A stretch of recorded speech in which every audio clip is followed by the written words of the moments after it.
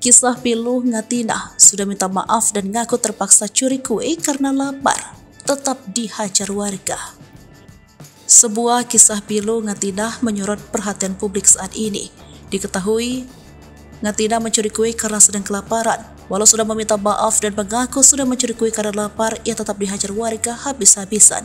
Ia merupakan wanita parubaya asal Kabupaten Bantul, Daerah Istimewa Yogyakarta.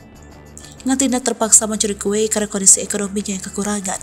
Kehidupannya juga memprihatinkan lantaran hanya bekerja sebagai pemulung serta tinggal di gubuk kecil.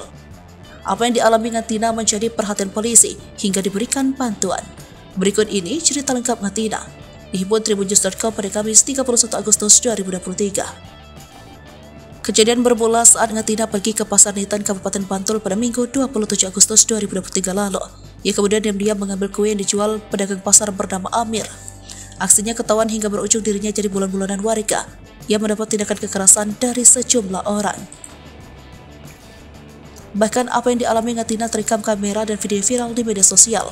Tidak lama kemudian aparat jajaran Babin Kamtibmas Tirto Nirmolo bersama Babin Kamtibmas Taman Tirto tiba di lokasi kejadian. Petugas berusaha menenangkan aksi main hakim sendiri kepada Ngatina. Pada akhirnya, Amir memaafkan Ngatina dengan tidak menempuh jalur hukum. Ngatina dikembalikan ke pihak keluarga setelah diamankan.